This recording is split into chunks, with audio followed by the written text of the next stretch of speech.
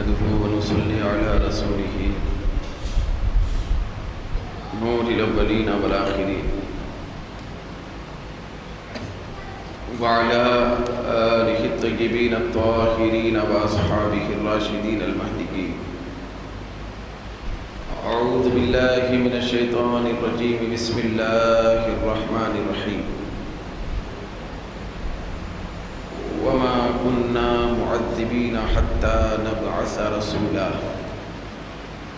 صدق الله مولانا العظيم. جمیع حاضرین مکرم، قابل قدر محترم دوستو، معزز رفیق، قرآن مجید کی ایک آیت مبارکہ کے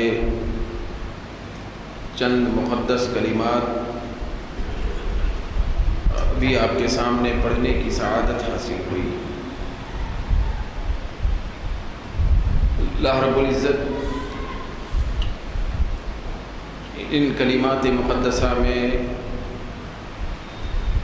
جو کچھ ارشاد فرما رہا ہے اس کا ایک مفہومی خلاصہ یہ ہے کہ وہ فرماتا ہے کہ ہم جب تک کسی رسول کو نہ بھیجیں اس وقت تک کسی کو عذاب نہیں دیتے. اللہ رب العزت کے یہ کلمات ایک بہت بڑا اطمینان، بہت بڑی راحت ان بندگان خدا کے لیے دے رہے ہیں جو ایسی حالت میں انتقال کر گئے، پھر ان کو موت ایسی حالت میں آئی اور ایسے زمانے میں آئی کہ اس وقت ان کے پاس کوئی رسول موجود نہیں تھے. کسی نبی کی تشریف آوری سے وہ زمانہ خالی تھا.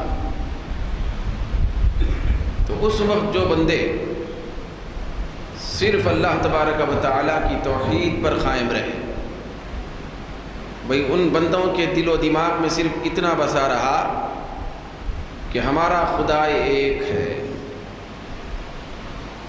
یعنی ایک خدا کے قائل رہے، پھر اللہ کی توحید کو مانتے رہے. اسی حالت میں اگر ان کا خاتمہ ہوا تو اللہ رب العزت کی بشارت بھی ہے، خوشخبری بھی ہے، پھر اس کا وعدہ بھی ہے کہ وہ فرماتا ہے کہ ایسے تمام لوگ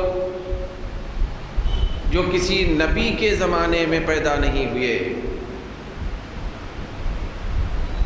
جن کو کسی نبی کا زمانہ نہیں ملا، تو اس زمانے میں اگر وہ آئے تھے، پیدا کیے گئے تھے اور توحید پر قائم تھے، بھئی اللہ کو ایک ماننے پر قائم تھے، تو ایسے تمام لوگوں کو بروز قیامت، بروز محشر عذاب سے محفوظ رکھا جائے گا. اللہ رب العزت نے بڑے واضح الفاظ میں فرمایا کہ ہم اس وقت تک کسی کو عذاب نہیں دیتے ہیں جب تک ان میں کسی رسول کو نہ بھیجیں. رسول آنے کے بعد، نبی آنے کے بعد جو تعلیمات نبی کے ذریعے سے عام ہوتی ہیں، پھر رسول کے پیغام لوگوں کے سامنے جاتے ہیں، پھر رسول دعوی نبوت کرتے ہیں کہ میں اللہ کا نبی اور اللہ کا رسول بن کر آیا ہوں، پروردگار عالم نے مجھے بھیجا ہے. تو اس کے بعد پھر اس رسول کو ماننا، پھر پورے دین کے تقاضوں پہ عمل کرنا، دین کے تمام احکامات کو تسلیم کرنا، یہ بندوں کے لیے لازم ہو جاتا ہے. لیکن اگر کوئی ایسا زمانہ گزرا جس زمانے کے اندر رسول تشریف نہیں لائے اور زمانہ رسول اور نبی سے خالی رہا، تو ایسی صورت میں اس دور میں جتنے لوگ دنیا میں رہے تو ان کے لیے احکامات پہ عمل کرنا بھی لازمی نہیں ہے، بہت سارے فرامین پر عمل کرنا لازمی نہیں ہے. اور ان کے لیے نماز پڑھنا، روزہ رکھنا، حج کرنا یہ سب کوئی ضروری چیز نہیں ہے. صرف اللہ تبارک و تعالیٰ کو ایک ماننا ان کے اوپر لازم ہے. اگر وہ توحید کے قائل ہیں، پھر اللہ کو ایک ماننے کا تصور رکھتے ہیں، تو اللہ تبارک و تعالیٰ ان کے ایک ماننے کی بنیاد پر سارے احکامات پر، ساری چیزوں پر عمل ہوئے بغیر ان کو جنت عطا فرماتا ہے، وہ جنتی ہو جاتے ہیں. پھر ایک اور مقام پر اللہ رب العزت نے فرمایا کہ وَقَالُوا وَلَوْ أَنَّا أَهْلَكْنَاهُمْ بِعَذَابٍ مِّن قَبْلِهِ لَقَالُوا رَبَّنَا لَوْلَا أَرْسَلْتَ إِلَيْنَا رَسُولًا فَنَتَّبِعَ آيَاتِكَ مِن قَبْلِ أَن نَّذِلَّ وَنَخْزَىٰ. اللہ فرماتا ہے کہ اگر ہم نبی کے تشریف لانے سے پہلے کسی کو ہلاک کر دیں، لوگوں کو ہلاک کر دیں عذاب دے کر، کہ تم نے ساری باتوں کو اختیار کیوں نہیں کیا، ساری چیزوں پر ایمان کیوں نہیں رکھا، ساری چیزوں کو، سارے احکامات کو تسلیم کیوں نہیں کیا، یہ کہہ کر اگر کسی کو ہم عذاب میں مبتلا کر دیں تو لخالو، تو وہ لوگ قیامت کے دن محشر کے میدان میں کھڑے ہو کر کہیں گے کہ ربنا لولا ارسلت الینا رسولا، پروردگار اگر ہم کو عذاب دینا ہی تھا تو نے ہمارے پاس رسول کو کیوں نہیں بھیجا؟ رسول تو ہمارے زمانے میں تشریف ہی نہیں لائے، تو نے رسول کو کیوں نہیں بھیجا کہ ہم رسول کی باتوں کو اختیار کر کے، مان کے ان کی پیروی کر لیتے اور تیری آیتوں کی اتباع کر لیتے، پھر آج رسوائی اور ذلت کا شکار نہ ہوتے. لیکن بات یہ ہے کہ اے رب کائنات، تو نے ہمارے زمانے میں ہم میں کسی رسول کو بھیجا ہی نہیں. پروردگار عالم نے یہ منظر محشر کا قرآن مجید کی اس آیت میں بیان فرمایا کہ اگر ہم کسی رسول کو بھیجے بغیر کسی کو عذاب دیں یا کسی کو ہلاک کریں اور کسی کو عذاب دینے کا ارادہ کریں، تو ایسے لوگ جو کسی رسول کو نہیں پائے، کتاب کو نہیں پائے، پھر آیتوں کو نہیں پائے، دستور کو نہیں پائے، قانون کو نہیں پائے، میرے حق کے پیغام کو نہیں پائے، وہ تو قیامت کے دن میرے سامنے کھڑے ہو کے عرض کریں گے کہ مولا تو ہم کو عذاب دے رہا ہے جبکہ ہمارے پاس کوئی رسول ہی نہیں آئے باتیں بتانے کے لیے. تو اللہ رب العزت نے فرمایا کہ ایسا نہیں ہوگا. پروردگار عالم ایسا نہیں، یہ فرمانا چاہتا ہے کہ میں کبھی بھی رسول کو بھیجے بغیر، پھر احکامات کی وضاحت کیے بغیر، دین کو لوگوں کے لیے بھیجے بغیر، کتاب بھیجے بغیر، نشانیاں بھیجے بغیر کبھی کسی کو عذاب نہیں دیتا. ساری باتیں، سارے عذابات، ساری بربادیاں، جہنم میں ٹھکانہ اس وقت ہوگا، ان بندوں کے لیے ہوگا جن کے پاس رسول آئے تھے، رسول آ کر ساری باتیں واضح انداز میں بتائے تھے، پھر بھی اس قوم نے اس رسول کا انکار کیا تھا، تو ان کو عذاب کی لپیٹ میں ڈال دیا جائے گا. تو اللہ تبارک و تعالیٰ ان آیات مقدسہ میں ایک بات تو ضرور کھلے طور پہ بیان فرما رہا ہے کہ میں کسی نبی اور رسول اور کتاب اور تعلیمات کو بھیجے بغیر کسی پہ بھی عذاب کو مسلط نہیں کرتا، چاہے وہ کوئی بھی بندے ہوں، عام بندوں کی بھی بات ہو یا خاص بندوں کی بھی بات ہو. تو اس کے بعد ذرا دیکھیں، مثال کے طور پر حضرت سیدنا عیسیٰ علیہ السلام کا زمانہ ہوا. حضرت عیسیٰ علیہ السلام آسمان پر اٹھا لیے جانے کے بعد سے لے کر ہمارے سرکار صلی اللہ علیہ وسلم دنیا میں تشریف لانے تک کا جو زمانہ ہے، تقریباً 600 سال کا زمانہ ہے. کتنے سال کا؟ 600 برس کا زمانہ ہے. حضرت عیسیٰ علیہ السلام کے بعد سرکار کی آمد کا کے درمیان کا زمانہ. تو اس زمانے کو فترت کا زمانہ کہتے ہیں، فترت، وقفے کا زمانہ. پھر اسی طرح بعض ائمہ نے، پھر علماء نے بیان فرمایا کہ ہر نبی کے درمیان میں بھی جو زمانہ چھوٹا ہوا ہوتا ہے، بھئی ایک نبی آئے اور چلے گئے، بھئی نبی آئے، تعلیمات کو عام کیے، پھر اللہ کی بارگاہ میں پہنچ گئے، تو اس کے بعد دوسرے نبی آنے تک کا جو وقت ہے، دوسرے نبی تشریف لانے تک کا جو وقت ہے، تو اس کو فترت کا زمانہ کہتے ہیں. بطور خاص حضرت عیسیٰ علیہ السلام کے بعد سے لے کر سرکار کے زمانے تک جو خالی زمانہ ہے نبوت سے، رسالت سے، کوئی نبی نہیں آئے اس زمانے میں، تو اس کو تو بطور خاص فترت کا زمانہ کہتے ہیں، وقفے کا زمانہ۔ تو اس زمانے کے بارے میں اللہ رب العزت نے یہ اطمینان دیا ہے، قرآن مجید کے اندر اس زمانے والوں کے لیے تسلی بخشا ہے کہ وہ فرماتا ہے کہ وَمَا كُنَّا مُعَذِّبِينَ حَتَّى نَبْعَثَ رَسُولًا۔ یہ جو خالی زمانہ ہے نبوت کا، رسالت کا، اور نبی اور رسول نہیں آئے تھے اس زمانے میں، تو یہ جو وقفے کا زمانہ ہے، اس زمانے میں جتنے لوگ ہوں گے، چاہے وہ کسی بھی خاندان سے تعلق رکھتے ہوں، چاہے وہ کسی بھی طبقے اور قبیلے سے تعلق رکھتے ہوں، چاہے وہ کسی بھی خطے اور کسی بھی علاقے سے تعلق رکھتے ہوں، ہم ان کو عذاب نہیں دیں گے۔ کیوں؟ اس لیے کہ رسول ہی نہیں آئے۔ رسول آنے کے بعد باتیں بتانے کے بعد، تعلیمات بتانے کے بعد اگر عمل نہیں کرتے تو عذاب دیا جاتا ہے۔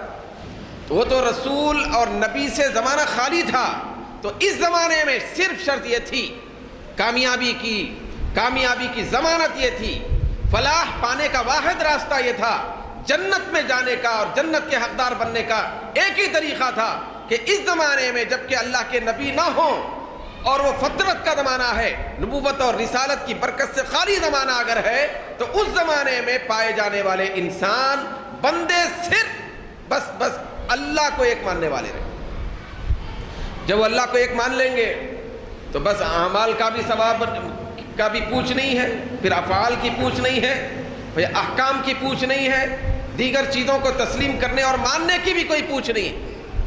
تو اللہ رب العزت نے ان کے لیے اطمینان بخش کلمات نازل فرمائے کہ جو زمانہ رسول اور نبی سے خالی ہوگا، جس زمانے میں بھی رسول اور نبی نہیں تشریف لائیں گے، اس زمانے میں جتنے لوگ خطے ارض پر ہوں گے وہ مطمئن رہے کہ صرف ان کو اللہ کے ایک ماننے پر ہی جنت دی جائے گی۔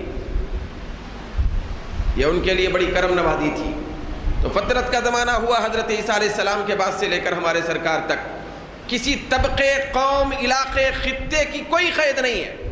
بھئی اس زمانے میں جتنے لوگ ہوں گے وہ توحید کے اگر قائل ہیں تو کامیابی، نجاح، فلاح، صلاح ان کا مقدر بن جائے۔ تو یہ تو عام بات ہو گئی۔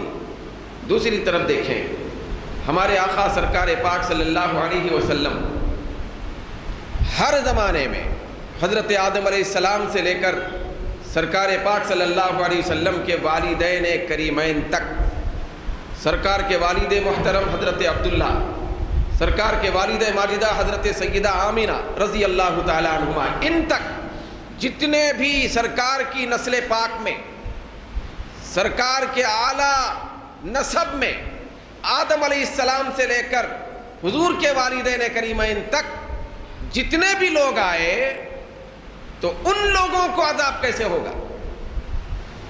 بھئی وہ لوگ کامیابی سے دور کیسے رہیں گے؟ پھر ان لوگوں کو نجات کیسے نہیں ملے گی؟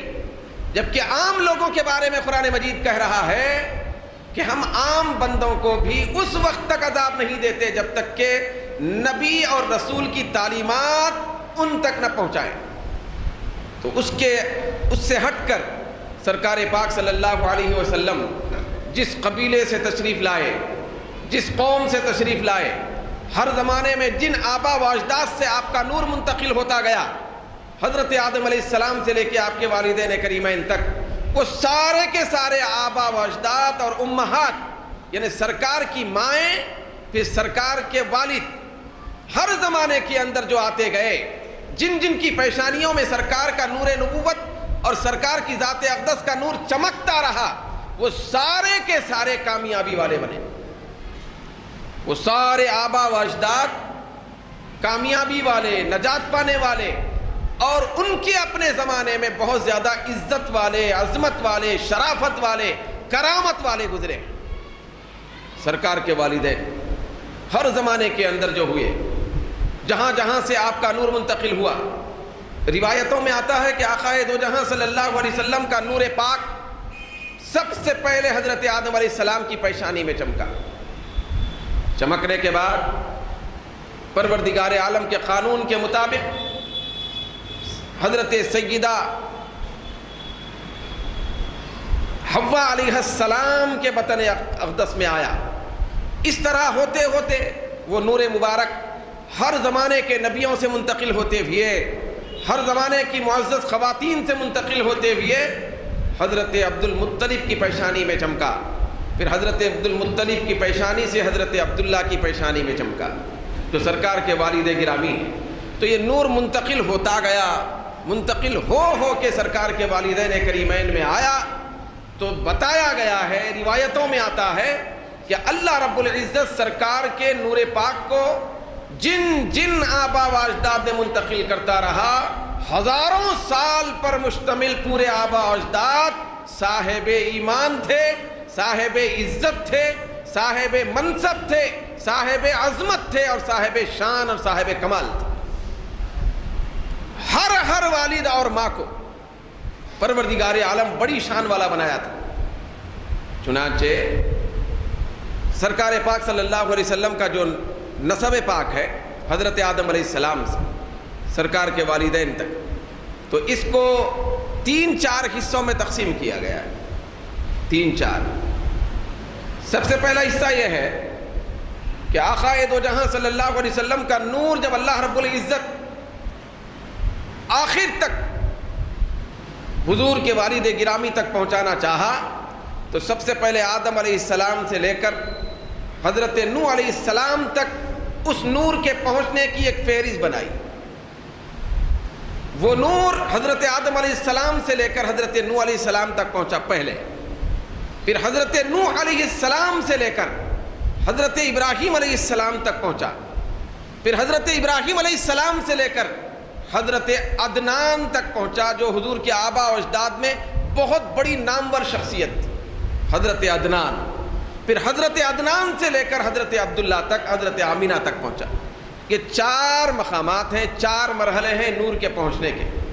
پھر ادھر سے بھی غور کریں تو ادھر سے اگر کہیں تو یہ بھی کہا جا سکتا ہے وہ نور پاک حضرت حضرت عبداللہ سے لے کر حضرت عدنان تک کا ایک حصہ ہے، وہ جو نور کا سلسلہ ہے۔ حضرت عدنان سے لے کر حضرت ابراہیم علیہ السلام تک، پھر حضرت ابراہیم علیہ السلام سے لے کر حضرت نوح علیہ السلام تک، پھر حضرت نوح علیہ السلام سے لے کر حضرت آدم علیہ السلام تک۔ یہ 4 بارڈر ہیں، 4 رخ ہیں، 4 راستے ہیں جو سرکار کا نور ایک کے بعد دیگر منتقل ہوتا ہوا اس دنیا کے اندر چمکا۔ مگر ایک بات ہے، بات یہ ہے کہ سرکار کا نور مبارک جن جن آبا و اجداد سے پہنچ رہا تھا، پورا آدم علیہ السلام تک جتنے آبا گزرے، ہزاروں آبا و اجداد گزرے، وہ سارے کے سارے آبا و اجداد پروردگار عالم کی بارگاہ میں بہت مقبول اور محبوب تھے، سب منصب والے تھے، سب صاحب ایمان تھے، سب جنتی تھے، سب کو اللہ تبارک و تعالیٰ کفر اور شرک، بد اخلاقی، بد کرداری، گناہ وغیرہ سے محفوظ رکھا تھا، محفوظ رکھا۔ ایک حدیث شریف میں اللہ کے حبیب نے فرمایا، میں جن جن نسلوں میں منتقل ہوتے ہوئے گزرا، جہاں جہاں سے میں جن جن آبا اور امہات، ماں اور آبا و اجداد کے ذریعے سے گزرا، وہ سارا کا سارا گزرنے کا جو راستہ تھا تو میرے آبا و اجداد میں سے، خواتین میں سے، ماؤں میں سے ہر ایک پاکیزہ تھی، ہر ایک پاکیزہ تھی۔ طاہر لوگوں کے ذریعے میں یہاں منتقل ہوا ہوں۔ بھئی ایک پاکیزہ سے اللہ رب العزت دوسرے پاکیزہ میں نور منتقل کرتا، وہ جو سلسلہ ہے سرکار کے پہنچنے کا وہ بالکل پاک لوگوں کی جماعت تھی۔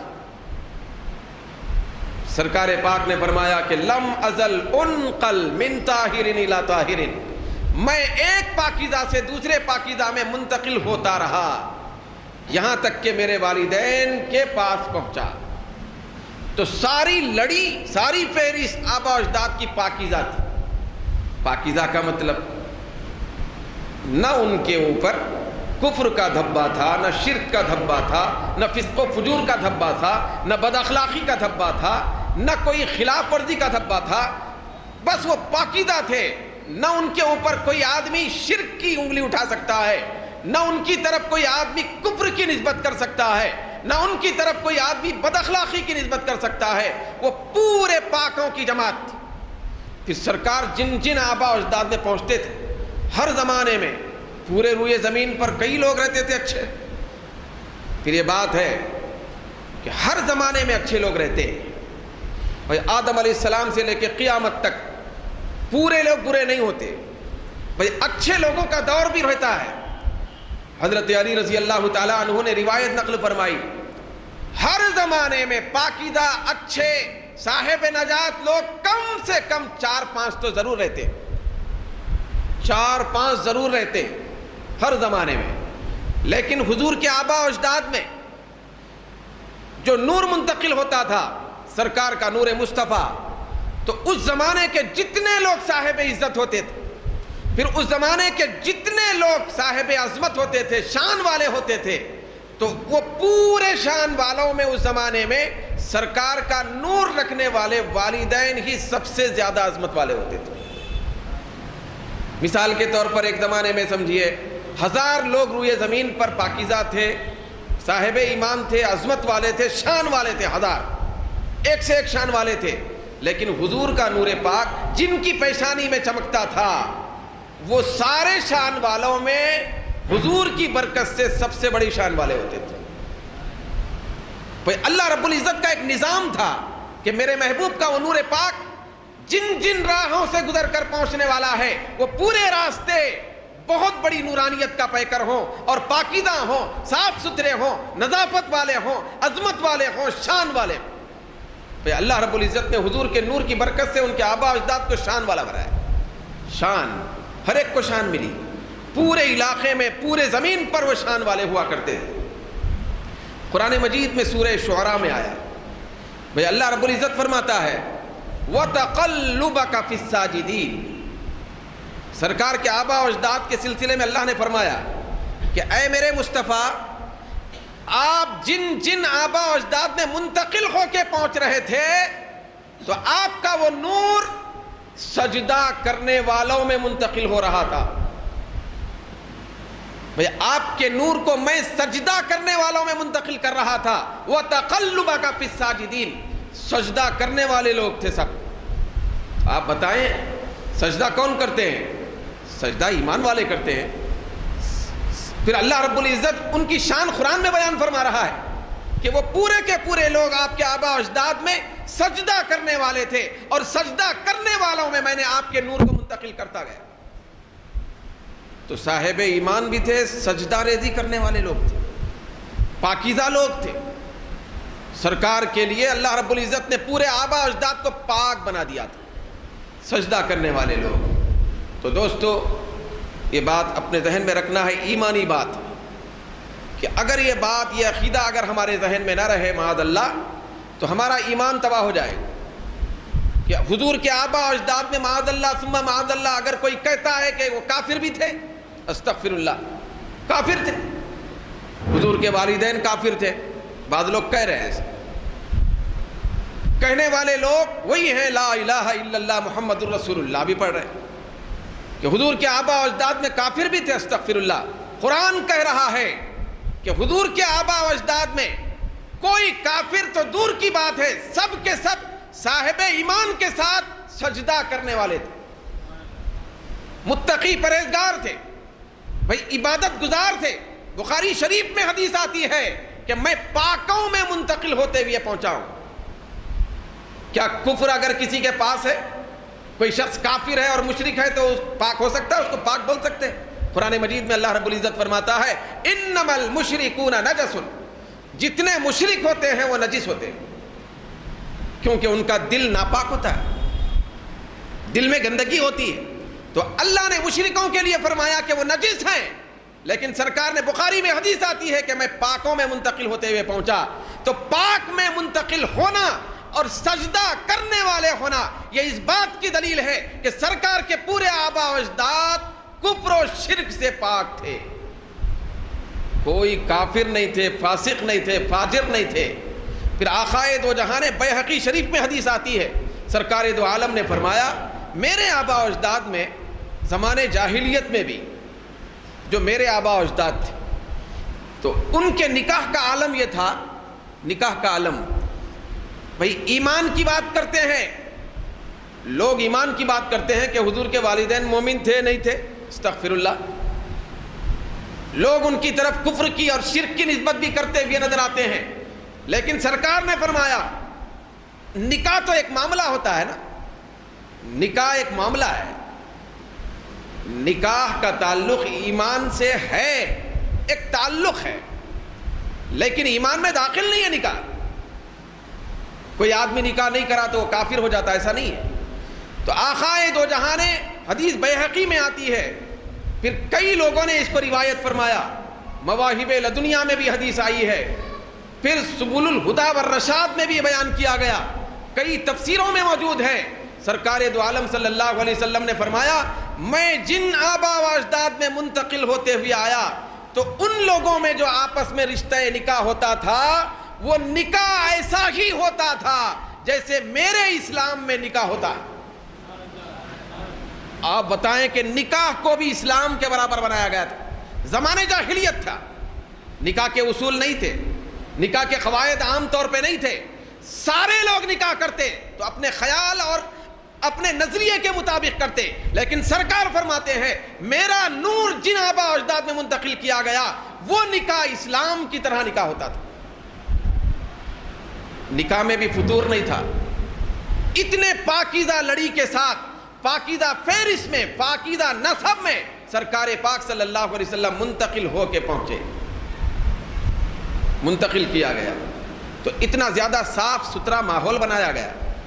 پھر آقائے دو جہاں صلی اللہ علیہ وسلم نے خود فرمایا یاد رکھو میں کون ہوں، میں وہ ہوں کہ ہر زمانے میں ہر قبیلے میں اچھے لوگوں کو اللہ چنتا رہا، جتنے اچھے لوگ ہوتے تھے ان کو چنتا رہا، چن چن چن چن کے بنی ہاشم کو بھی چنا، بنی ہاشم میں سے پھر بعد میں صاف ستھرے لوگوں میں میری ذات کو چنا۔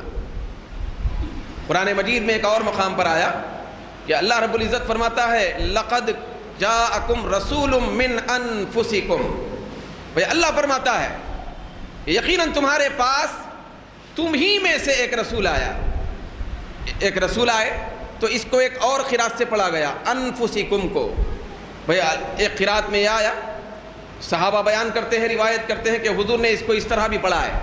قرآن مجید کو کئی قراتوں میں پڑھا جاتا ہے، 7 قراتوں میں قرآن نازل ہوا، 7 انداز۔ سرکار دو عالم نے ایک مرتبہ فرمایا لقد جاءکم رسول من انفسکم، من انفسکم کے بجائے من انفسکم بھی سرکار نے فرمایا۔ انفس یہ نفیس سے بنا ہے، بھیا انفس یہ نفس سے بنا ہے، یہ لفظ نفیس سے بنا ہے انفس، تو انفس مبالغے کا، اس میں تفضیل کا صیغہ ہے، جس کا مطلب ہوتا ہے سرکار نے یہ قرات پڑھی، یہ آیت اس انداز سے پڑھی لقد جاءکم رسول من انفسکم، اے لوگو دنیا والو یقیناً تمہارے نزدیک، تمہارے پاس تم میں سے سب سے زیادہ نفیس، صاف ستھرا، عمدہ رسول آ گیا ہے، تمہارے نفیس لوگوں میں سے رسول تھا، رسول من انفسکم، تم میں سے جو سب سے زیادہ نفیس صاف ستھرا تھے ان میں سے یہ رسول ہے۔ تو دوستو حضرت عبداللہ جد سرکار کے والد ہیں، وہ بھی انتہائی نفیس ہے، حضرت آمینہ سرکار کی والدہ ماجدہ انتہائی نفیس ہے قرآن کی روشنی میں، پھر ان کے آبا و اجداد سارے کے سارے نفیس، انتہائی مطہر، انتہائی پاکیزہ، انتہائی صاف ستھرے، انتہائی با اخلاق، انتہائی با کمال، انتہائی با عظمت، انتہائی با ایمان، پھر انتہائی کفر و شرک سے دور تھے، بہت نفیس تھا آپ کا قبیلہ۔ ایسا یاد رکھیں، حدیثوں میں آتا ہے، روایتوں میں آتا ہے، سرکار کے آبا و اجداد کی لڑی سے زیادہ پیارا لڑی کسی کی نہیں ہو سکتی، حضور کے قبیلے سے زیادہ صاف ستھرا قبیلہ دنیا میں نہ اب تک پیدا ہوا ہے نہ قیامت تک کوئی پیدا کر سکتا ہے، سب سے زیادہ عمدہ قبیلے میں بھیجے گئے، سب سے زیادہ صاف ستھرے لوگوں میں پیدا کیے گئے، بھیجے گئے، تو یہ قرآن حدیث کہتی ہے۔ تو لہذا ہمیں چاہیے کہ یہ یقین رکھیں، ایمان رکھیں کہ ہمارے سرکار کے والدین صرف حضرت عبداللہ، حضرت آمینہ ہی نہیں، سارے آدم علیہ السلام تک جتنے آبا و اجداد ہوئے سب مومن، سب پاکیزہ، سب صاف ستھرے، سب شرک اور کفر کی پلیدگی سے محفوظ تھے، محفوظ تھے، بڑی نرالی شان تھی ان کی۔ تو چنانچہ میں نے جو ابھی گفتگو میں آغاز میں آپ کے سامنے عرض کیا کہ سرکار کے نسب پاک کو 4 حصوں میں نے تقسیم کیا ہے۔ بھئی ایک حصہ ہے سرکار کے والدین کریمین حضرت عبداللہ سے لے کر حضرت عدنان تک یہ قبیلہ ہے، یہ ایک راستہ ہے، یہ پہلا حصہ ہے سرکار کے نسب پاک کا۔ پھر حضرت عدنان سے حضرت ابراہیم علیہ السلام تک یہ دوسرا حصہ ہے سرکار کے نسب پاک کا۔ پھر حضرت ابراہیم سے حضرت نوح علیہ السلام تک یہ تیسرا حصہ ہے سرکار کے نسب پاک کا۔ پھر حضرت نوح سے حضرت آدم علیہ السلام تک یہ چوتھا حصہ اور مرحلہ ہے سرکار کے نور پاک کے منتقل کیے جانے کا، تشریف لانے کا۔ تو اس میں سے حصول برکت کے لیے میں ایک لڑی آپ کے سامنے سناتا ہوں۔ سب باعظمت، با کمال، بہت ممتاز تھے سرکار کے والدین۔ حضرت عبداللہ حضور کے والد گرامی حضرت عبداللہ، تو ان کی پیشانی میں نور مصطفیٰ چمکا۔ حضرت عبداللہ حضرت عبد المطلب کے سارے بیٹوں میں سب سے زیادہ خوبصورت، حضرت عبد المطلب سرکار کے دادا جان، سرکار کے دادا جان حضرت عبد المطلب کے سارے بیٹوں میں سب سے زیادہ حسن و جمال، اخلاق، ایمان اور صفائی ستھرائی میں سب سے زیادہ خوبرو تھے حضرت عبداللہ سرکار کے والد گرامی۔ وہ ایسے تھے کہ عرب کے بڑے بڑے مالدار خاتون، بڑے بڑی نامور دولت مند حسن و جمال کا پیکر خواتین ان کی پیشانی میں چمکتا ہوا نور مصطفیٰ دیکھ کر ہر وقت آپ کے لیے نکاح کا پیغام بھیجا کرتے تھے کہ ہم اس نور مصطفیٰ کے اہل بن جائیں، پھر ان کی برکتوں سے مالا مال ہو جائیں۔ تو حضرت عبداللہ سے پہلے حضرت عبد المطلب یہ سرکار کے دادا جان، حضرت عبد المطلب سے پہلے حضرت ہشام، حضرت ہاشم، یہ بھی سرکار کے دادا جان ہیں اونچے۔ تو لہذا ان سے پہلے حضرت عبد مناف، وہ بھی آبا و اجداد میں حضور کے دادا جان ہیں۔ حضرت عبد مناف سے پہلے حضرت قصی، حضرت قصی بھی بہت بڑی نامور شخصیت تھی، سرکار کے آبا و اجداد میں دادا جان تھے۔ ان سے پہلے ان کے والد ہیں حضرت کلاب، پھر ان کے والد ہیں حضرت مرہ، ان کے والد ہیں حضرت کعب، پھر ان کے والد ہیں حضرت غالب، پھر ان کے والد ہیں حضرت فہر، پھر ان کے والد ہیں حضرت مالک، پھر ان کے والد ہیں حضرت نضر، پھر ان کے والد ہیں حضرت کنانہ، پھر ان کے والد ہیں حضرت خزیمہ، ان کے والد ہیں حضرت مدرکہ، پھر ان کے والد ہیں حضرت مدرکہ سے ذرا پہلے الیاس، پھر ان کے والد ہیں حضرت مضر، پھر ان کے والد ہیں حضرت نزار، ان کے والد ہیں حضرت معد، ان کے والد ہیں حضرت عدنان۔ یہ پہلی فہرست سرکار کے نسب پاک کی، یہ 21 واسطوں پہ ختم ہوتی ہے۔ یہ حضور کے نسب پاک میں آبا و اجداد میں سب سے زیادہ شفاف عظمت اور شان کی شخصیات ہر زمانے میں، ہر زمانے میں۔ تو میں یہاں ان شخصیات میں سے ہر ایک کے تفصیلات آئے ہوئے ہیں کہ وہ کتنے باعظمت تھے اپنے زمانے میں سرکار کے آبا و اجداد۔ مگر ایک چیز میں عرض کرنا چاہتا ہوں، بھائی ایک ہی چیز ہے، ان میں سے ایک بہت بڑی نامور شخصیت گزری، بہت بڑا نام تھا ان کا سرکار کے آبا و اجداد میں، وہ حضرت قصی بھی ہیں، یہ حضرت کلاب کے بیٹے۔ پھر دوسری طرف حضرت عبد مناف کے والد، حضرت عبد مناف کے والد ہیں حضرت قصی، قاف صاد یا، یہ حضرت قصی ہیں۔ آج ہم کون سے دن یہاں جمع ہیں؟ بولیے بھائی کون سے دن ہے؟ جمعہ کے دن ہے، یہ عید المومنین ہے۔ پھر یہ وہ عید المومنین ہے جو سال میں ایک مرتبہ نہیں آتی، یہ ہفتے میں ایک مرتبہ آتی، جمعہ ہفتے میں ایک مرتبہ ہوتا ہے۔ یہ عید المومنین ہے، بار بار پلٹ کے یہ عید آتی ہے، برکتیں حاصل کرتے ہیں ہم۔ حضرت قصی جو سرکار کے دادا جان ہیں، حضرت عبد مناف کے والد، حضرت کلاب کے بیٹے اور صاحبزادے، ان کا بہت نام تھا اور اتنی پاکیزہ فراست والی، نفاست والی، عظمت والی، رفعت اور بلندی والی شخصیت تھی کہ حضرت قصی کو اللہ رب العزت جہاں یہ بصارت کی نگاہ عطا فرمایا تھا، وہیں دل کی بصیرت کی نگاہ بھی عطا فرمایا تھا۔ ولایت کے منصب پر فائز تھے یہ لوگ، سرکار کے پورے آباء و اجداد۔ تو حضرت قصی کے بارے میں آیا کہ حضرت قصی 7 دن میں ایک مرتبہ جمعہ کے موقع پر، جمعہ کے دن بھئی ابھی اس جمعہ کے دن کو جمعہ نہیں بولا گیا تھا، بھئی اس دن کا نام ابھی جمعہ نہیں رکھا گیا تھا۔ جمعہ نام رکھنے سے پہلے اس دن کو یوم عروبہ کہا جاتا تھا۔ کیا کہا جاتا تھا؟ یہ عروبہ کا دن سمجھا جاتا تھا، عروبہ نام تھا اس کا، جمعہ کا۔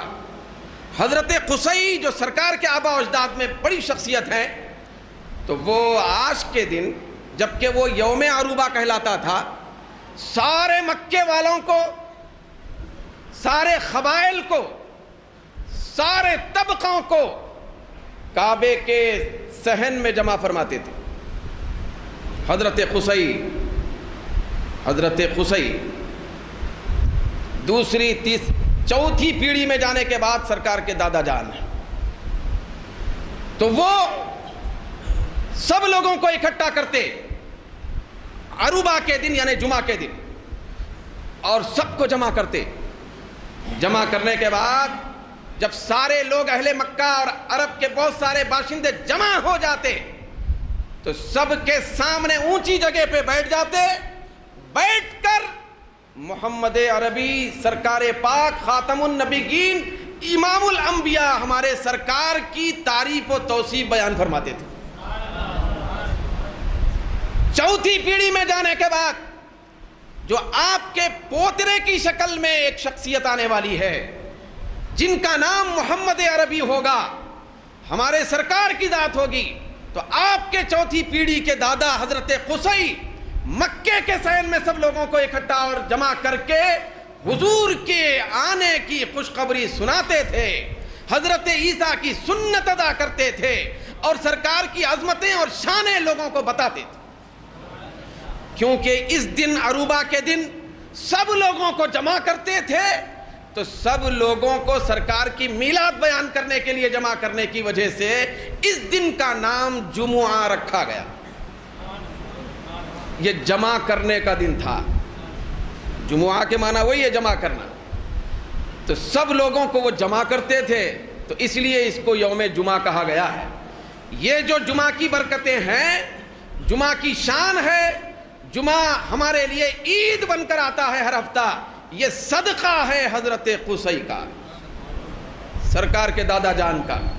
تو اتنے پاکیزہ لوگ تھے، سب کو فراست کی نظر ملی تھی، سب جانتے تھے کہ آگے جا کے کس شان کا نبی آنے والا ہے، ہماری نسل سے کون سا نبی پیدا ہونے والا ہے۔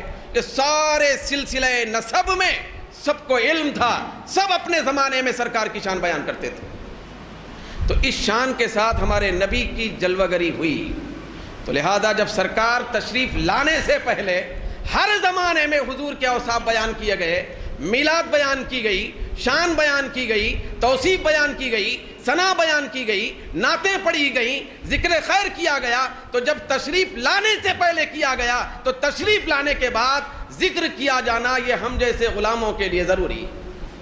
اب تو نبی تشریف لا چکے ہیں، لانے سے پہلے خوشخبریاں سنائی گئیں اور شانیں بیان کی گئیں، تشریف لانے کے بعد بھی یہ سلسلہ جاری ہے، انشاءاللہ یہ سلسلہ قیامت تک چلتا رہے گا۔ تو ان کلمات کے ساتھ میں اپنی بات کو ختم کرتا ہوں۔ پروردگار عالم ہم سب کے ایمان کی اور ایقان کی حفاظت فرمائے، پھر ہمارے عقیدے پر گامزن رہ کر ہم کو موت دے، وما علینا الا البلاغ۔